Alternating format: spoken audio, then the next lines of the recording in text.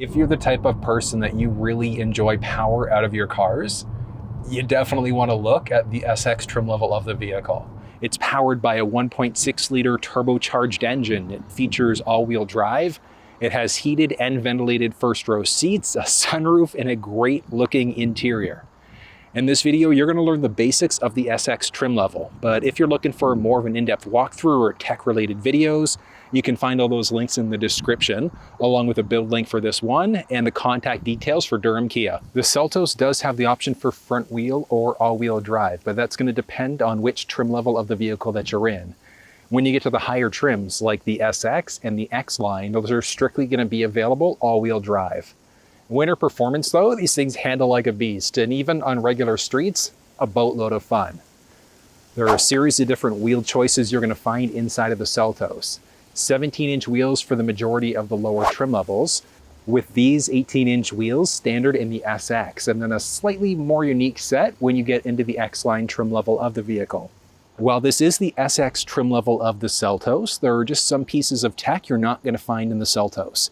So you're never going to find a forward sensing system, front-facing camera, side-mounted cameras, or you're never going to get that full 360 cam in any trim level of the Seltos.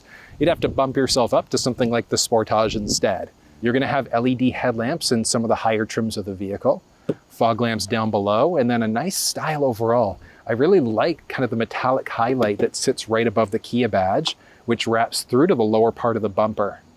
The lights throughout the grille though do look really solid. Underneath the hood of the lower trim levels of the Seltos, you're going to find a 2-liter non-turbocharged engine. But underneath the hood of the SX and the X line, you're going to find this 1.6-liter turbocharged engine. If I was looking at a Seltos for my ride, I would personally go with the 1.6-liter. Power-wise, it's just a complete night and day difference.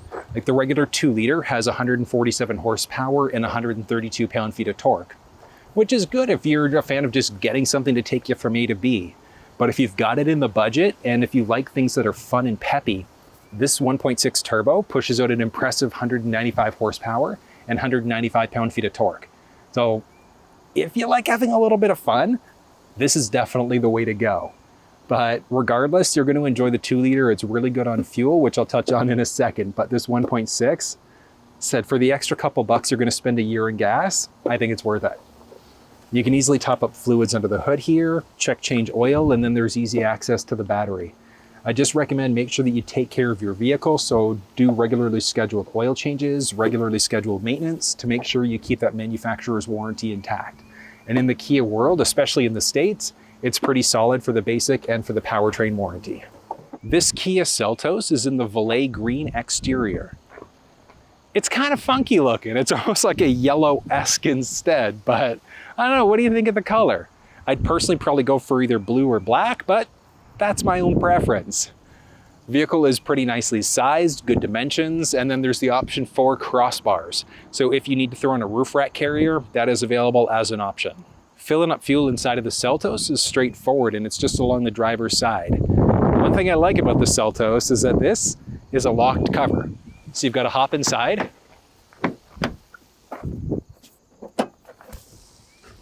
In order to be able to pop open the cover to fill this thing up. So it's a locked cover, capped system as well. It doesn't matter if you're in the 1.6 turbo or the regular 2-liter engine. Minimum manufacturer's recommendation is just regular 87 gas. So regular octane or regular unleaded is all you need to use inside of this vehicle. If you want the best fuel economy, front wheel drive is definitely the way to go in the 2-liter.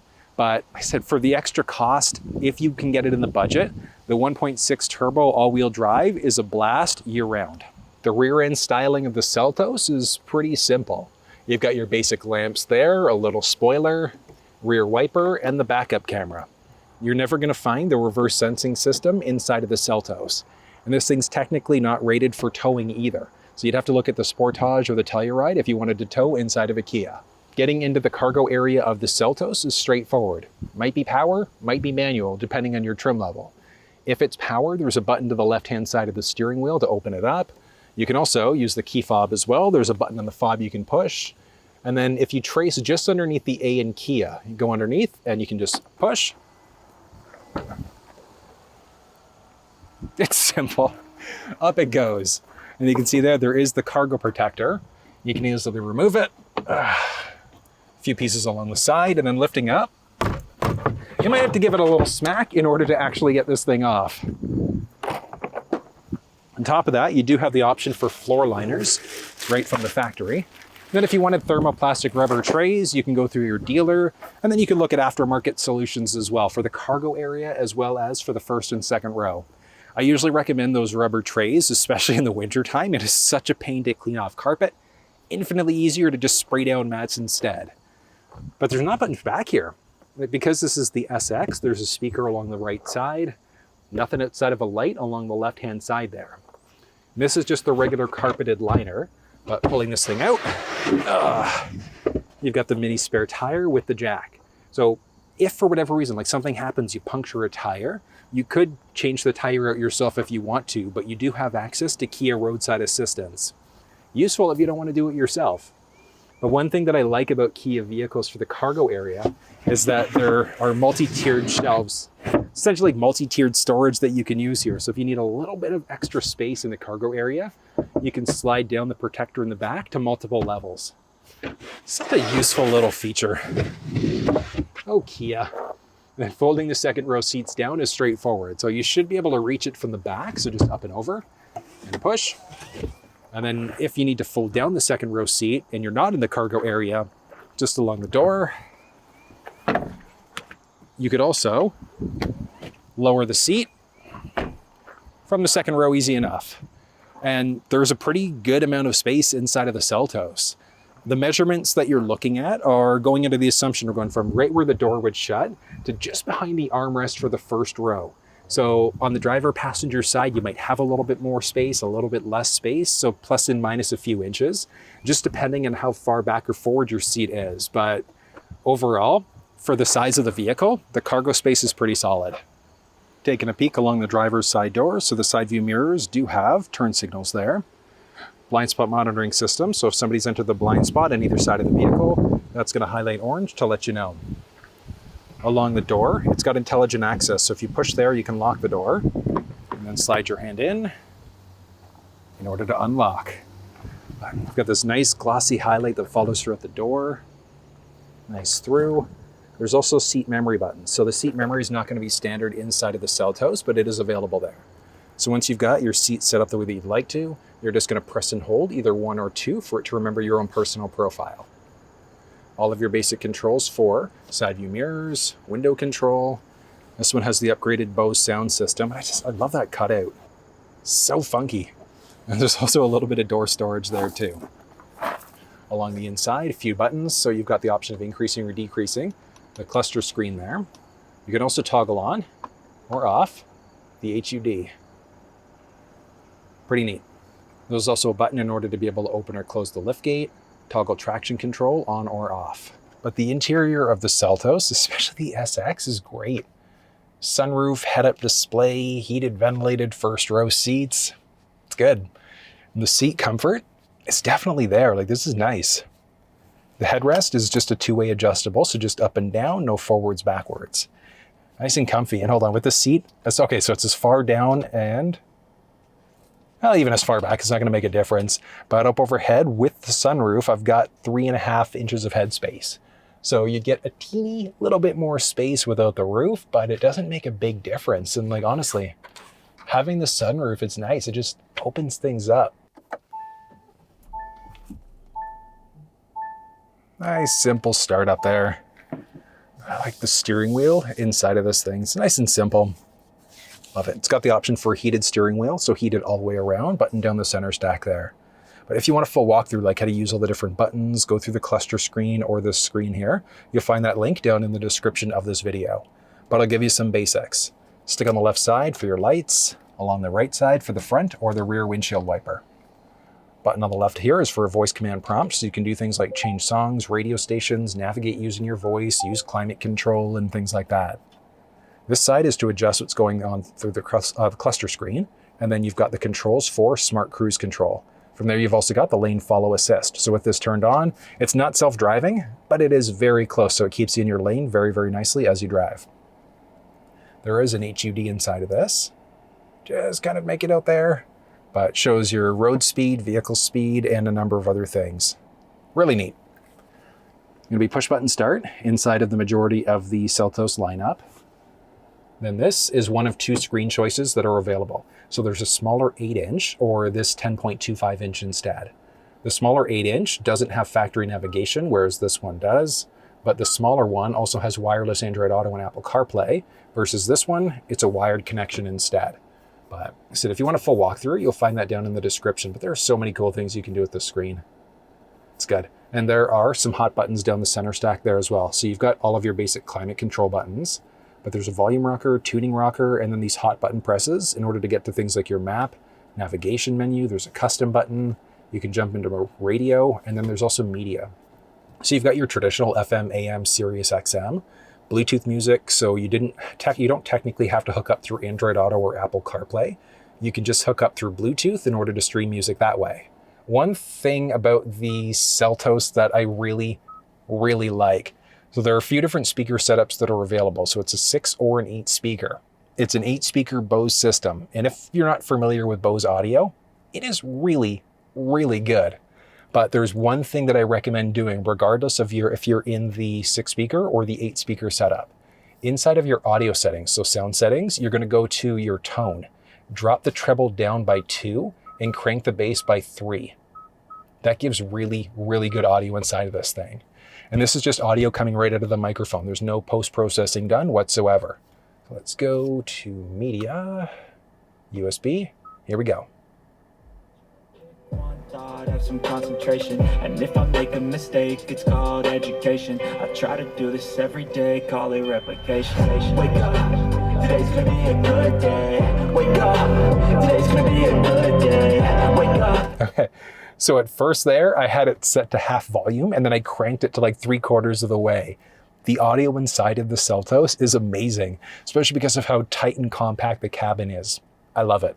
And there's also sounds of nature. So there you go. You've got a list of different things. So like rainy day, warm fireplace. If you're driving and people are going crazy, moments of meditation. Okay, a little bit more zen as you're driving, but you've got some different options for media that are available, which is great. If you've got a phone that supports wireless charging, you can see there, charging up down below. There's a 12-volt power point.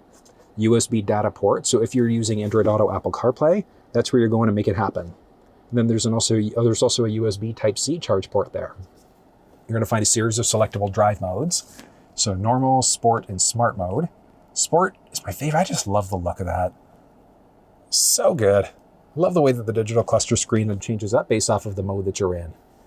Down the center stack there, you've also got heated and ventilated first row seats for the driver and for the passenger side. Got this little button there for your camera, so you've got just the rear camera view, and then there's also like a down view instead. Heated steering wheel button, all-wheel drive lock. I also mentioned ventilated heated first row seats for the passenger side, and then there's also downhill brake control. The shifter inside of this thing is nice, but you've got your park reverse, neutral, drive. Slap it over in order to go into a manual mode instead. So you can see adjusting no gears that way. So if you prefer more of that like manual feel, you've got that available as an option. There's an electronic parking brake, auto hold setting, which the benefit there is that if you've got auto hold turned on, if you are in drive, take your foot off the brake, the car is not moving. So it's a really good safety setting. A few cup holders that are there, and then an armrest with a teeny amount of storage space. The HUD is good. A few different options for speakers, as I mentioned. Nice leatherette along the dash. And then you've also got your traditional owner's manual there as well. So owner's manual, which is great, but one cool thing is that through the screen, you can also scan this QR code if you wanted to access a digital owner's manual instead on your phone. Pretty neat. Up overhead, this specific trim has an auto-dimming rear view mirror. No way to toggle it off, so the auto-dimming function is always on. There's also tow mode or SOS in case you get stuck, need a tow. Overhead, your basic controls for your cabin lights. Just button press there and it brings everything with it. Secondary press opens it up the last little bit. And that's as far open as it's going, so it's not going past that point. And that's the same thing with the shade, so it's as far back as it's gonna go. So very nice, but I just love it. Love having that sunroof open. It's beautiful. And then bringing it back down. So you can open it up that way if you want to. You can also push the button in order to vent it out instead. So if you wanted to create a little car breeze, you could. I like it. Then there's a visor with a light. Vanity mirror is built right in, and then this thing extends out, blocking all of the sun that might be hitting your face. Now, only other thing to point out, there's a little assist handle, but with the driver's seat set up, hold on. There we go. Yeah, so with the driver's seat set up the way that I would typically drive, inside of the second row, I've got a great amount of knee space, great amount of foot space, and up overhead, same 3.5 inches of head space here, which is great. And like I'm 6 feet tall, like I mentioned, so being able to actually sit upright in this thing is amazing. You're not gonna find a pocket along the driver's side, but there is one along the passenger side. And then just behind the armrest, you can see a few basics for your vent control. There's a few power points, and then a tiny little storage tray as well. The seats do feature cup holders, but there's no release. You just gotta jam your hand in and drop down. You've got a few cup holders there. Anchor points are down low. There's a handle on the passenger side, handle and a hook along the driver's side, along with a little light up overhead. I like that little roof though. That looks nice. Just opens things up nicely. Like it's not a full panoramic, but still, it's pretty good. It is nice that there actually is some space here now. Middle seat, a little bit tight because you can see there's a little hump there. So, yeah, could I fit in the middle seat? Yeah, if I absolutely had to. I really, really wouldn't want to though. Like that is super tight. Like this seat's not quite as far back as it can go either, but it's just slightly uncomfortable with me in the middle seat. One thing that I love about Kia vehicles in general is just how much technology you're going to find inside of them. There's a lot of standard tech, there's a lot of optional technology too.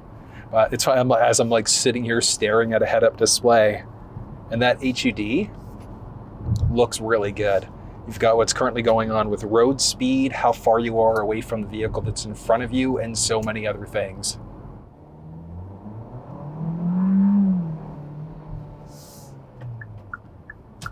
That's not bad. I mean, really for what, and hold on, I'm not even in my favorites. So I'm not even in the sport mode that you can find inside of this thing. Though a lot of Kia vehicles have different drive modes that are available, including this thing, which has like the usual. So like eco, normal, and then sport mode. But the sport mode is fun. Even the basic driving dynamics of the ride.